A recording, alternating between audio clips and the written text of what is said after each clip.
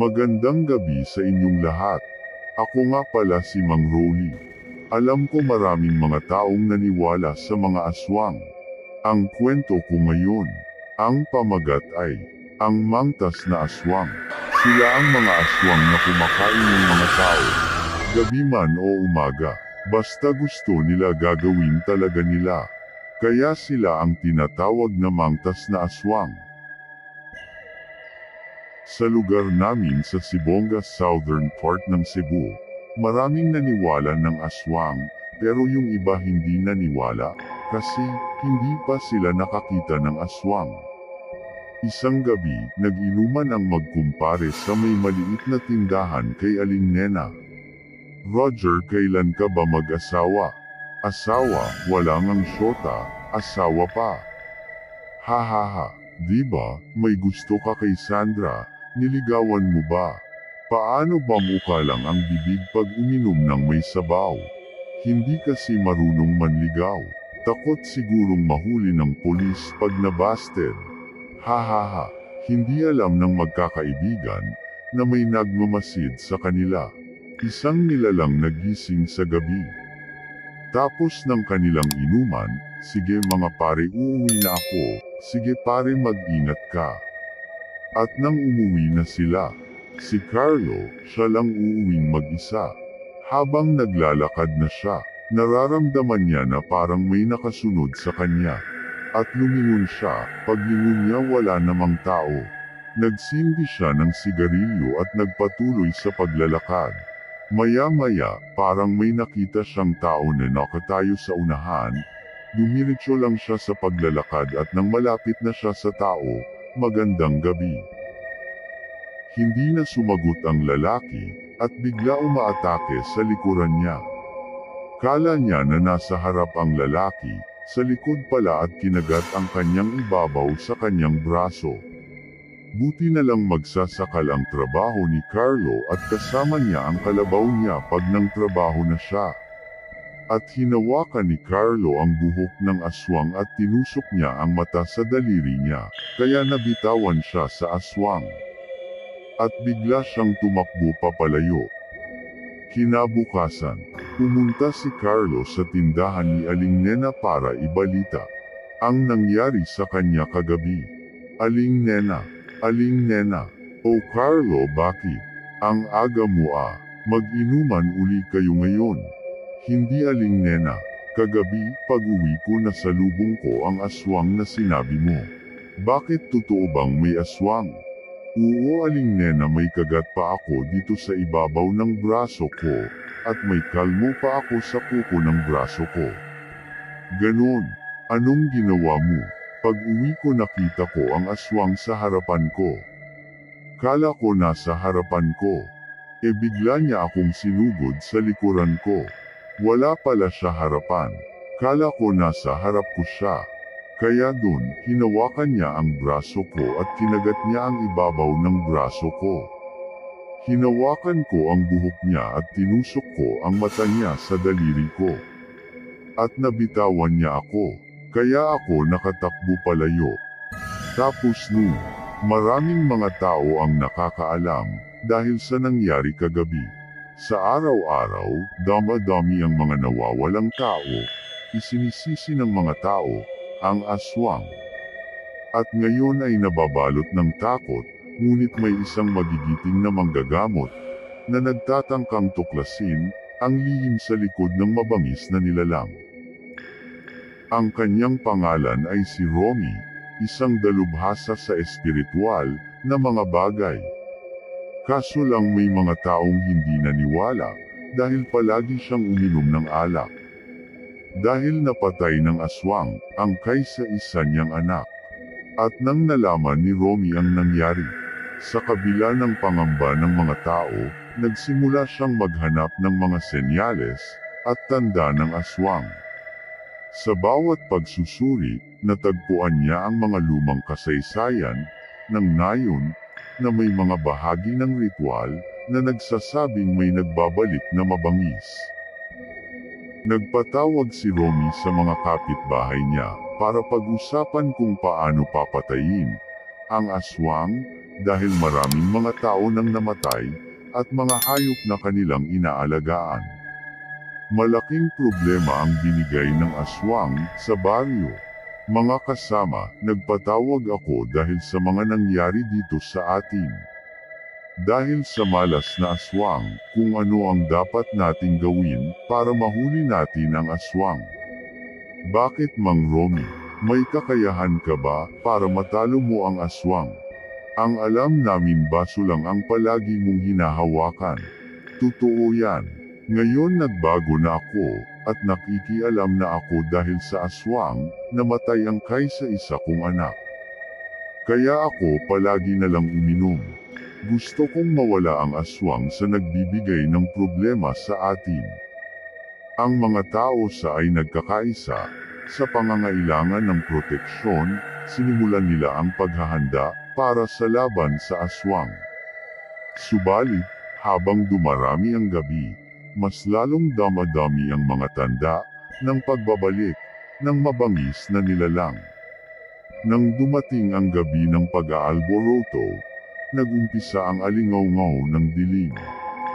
Ang aswang, na may matang malupit at malaking pakpak, ay bumabalik sa nayon upang maghasik ng kadiliman. Ang buwan ay nagtago sa likod ng mga ulap, nagpapalakas ng kadiliman sa kagubatan. Sa harap ng mga tao, nagtagumpay si Romy sa pagsusumamo sa mga espiritu ng kalikasan.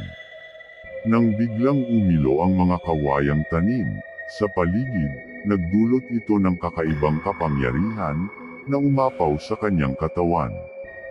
Ipinagpatuloy niyang bumangon, puno ng tapang, at humarap sa aswang. Isang gabi, inaabangan ni Romy ang aswang at nakita niya ito. Aswang, umalis ka sa lugar na ta. Habang nagsasalita si Romy, yung patalim niya pinatayo niya sa lupa, ang dulo ng talim niya. Tumingin lang ang aswang, at hindi nagsasalita, at biglang sumugod kay Romy. Kinuha ni Romy ang patalim niya tapos dinilaan ang patalim, na may putik, sa kanya sinaksak sa likuran niya. Nataman niya ang aswang, kasi ang totoong aswang, nasa likuran. Wala sa harap, 2 beses niyang nasaksak ang aswang, at saka tumakbo papalayo. Sinundan ni Romy ang aswang, at doon pumunta sa bahay na bagong lipat lang sa baryo nila.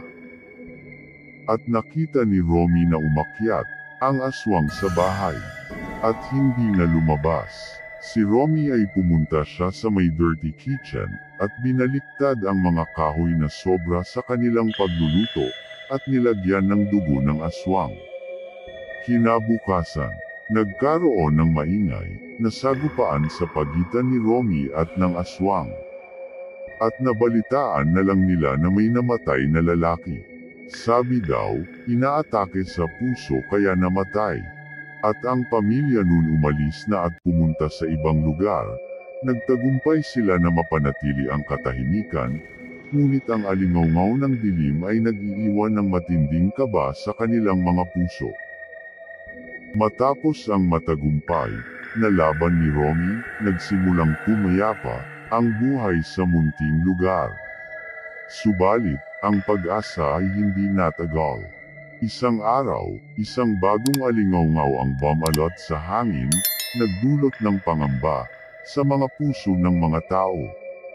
Hindi nila alam na may isa pang aswang na bumibisita, kamag-anak ng aswang na pinatay ni Romy.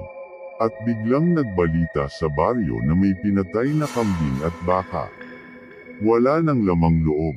Pumunta si Mang Isyong kay Romy, at sinasabi niya tungkol sa mga hayop niyang pinatay ng aswang. Romy, ang 2 kong hayop pinatay kagabi. Wala nang lamang loob. Anong nangyari Mang Isyong? Hindi ko alam kasi kagabi. Biglang sumigaw ang kambing ko at hindi ako lumabas, baka may aswang. Sige Mang Isyong, magpatawag tayo ng pulong para malaman ng mga kasamahan natin. At pinatawag ni Romy ang lahat ng kasamahan nila. Mga kasamahan ko, kagabi may namatay na kambing at baka ni Mang Isyong at nawala ang lamang loob. Sa ngayon dapat doble ingat na tayo. Hindi natin masiguro kung malakas ang aswang. Dapat prepare lang tayo palagi araw-araw. Mamayang gabi, huhulihin natin ang aswang. Kung hindi mahuli, papatayin natin para wala nang manghahasik ng lagim sa baryo natin. Dapat papatayin para hindi na bumabalik ang aswang. Dapat lang papatayin, papatayin, papatayin. Pagkatapos nun, nagsiuwian na ang mga tao sa kanilang bahay. Si Romy ay nag-iisip siya kung paano niya matalo ang aswang kasi nakasiguro siya na mas malakas ang aswang. Umupo muna si Romy sa tindahan ni Aling Nena at bumili ng Marlboro. Aling Nena, pabili ng Marlboro. Ilan, Romy? Isa lang. At nagtanong si Aling Nena, Romy, matatalo mo ba ang aswang? Kasi sabi mo, hindi ka sigurado kung malakas ba ang aswang. Hindi ko alam, Aling Nena. Tingnan lang natin at magdasal lang tayo. Kung ano man ang mangyayari. Sa pagtatagpo ni Romy at ang aswang, mas lalong yumigting ang sagupaan. Muling nagtagumpay si Romy sa paggamit ng kanyang espiritual na kapangyarihan, ngunit, nasugatan si Romy at tinulungan si Romy sa kanyang mga samahan. At pinagamot nila, at nahuli nila ang aswang. At nagbalik ng anyo ang aswang. Isa siyang babae at maganda. Yun pala ay asawa ng aswang na pinatay ni Romy nung una. Sa galit ng mga tao sinunog nila ang aswang hanggang sa mamatay. Sa harap ng pagsubok, isinilang ang pagkakaisa ng mga tao.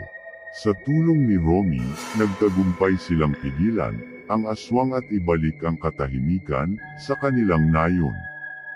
Subalit, sa pagtatapos ng laban, natuklasan ni Romy ang masalimuot na lihim na nagdala ng aswang sa kanilang lugar.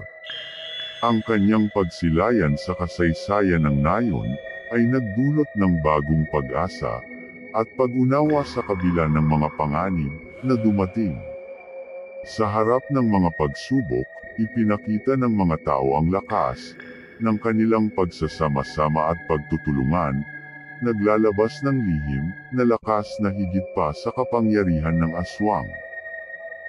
Matapos ang matagumpay na pagtutulungan ng mga tao sa nayon, unti-unti nang bumabalik ang katahimikan sa kanilang lugar. Ngunit sa kabila ng pananatili ng katahimikan, naiwan sa kanilang mga puso ang aral ng nakaraan.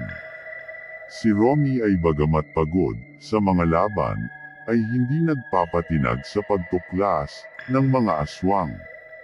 Nag-umpisa siyang magkaroon ng mga pagsusuri sa mga anting-anting at orasyon na maaaring magdala ng liwanag sa mga lihim ng nakaraan.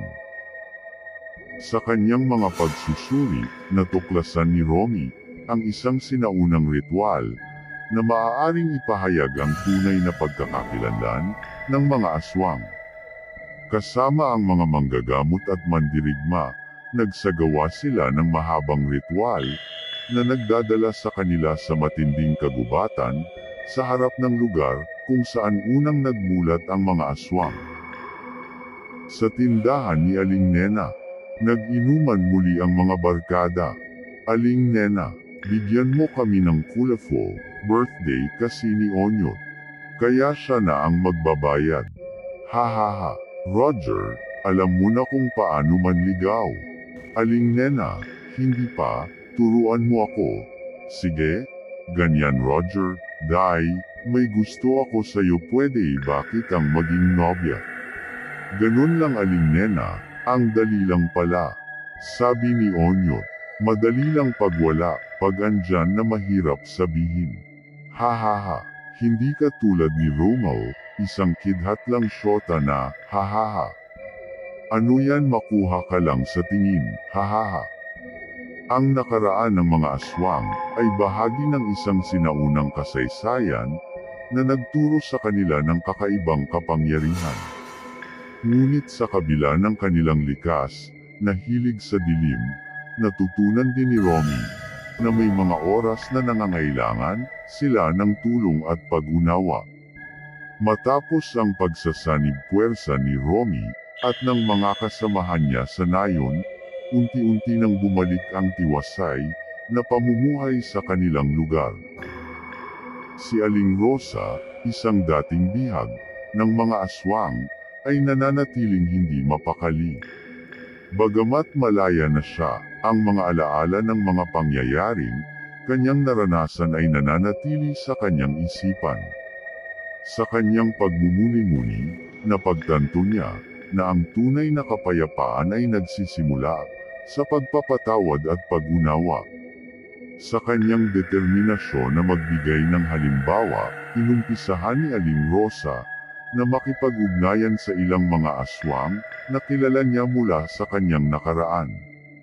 Sa pamamagitan ng maingat na pakikipag-usap, natuklasan niya ang kanilang mga kwento, mga pangarap, at pangangailangan. Ipinahayag ni Aling Rosa ang kanyang intensyon na buksan ang pinto ng pag-uusap sa pagitan ng mga dating kaaway. Ang kanyang mga hakbang ay nagdulot ng pag-asa at inspirasyon sa iba pang mga tao sa nayon na maglaan ng oras para sa pang-uunawa at pagpapatawad. Ngayon ay nakakamta ng tunay na kapayapaan at pagkakabuklod sa pamamagitan ng pag-unlad ng kanilang pagtutulungan at pag-unawa sa isa't isa. Ang alingaw-ngaw ng kadiliman ay naging himig ng bagong pag-asa na naglalakbay sa kanilang mga puso. At dito nagtatapos ang ating kwento. Sabi ni Romy, pag may nakita kang aswang, isipin mong hindi yan sa harap. Ang aswang ay nasa likod mo. Mas mabuti mag-ingat ka palagi para hindi ka mapinsala. Maraming salamat at kung gusto ninyong mga ganitong kwentong, please huwag kalimutang mag-subscribe para updated kayo sa mga totoong kababalaghan.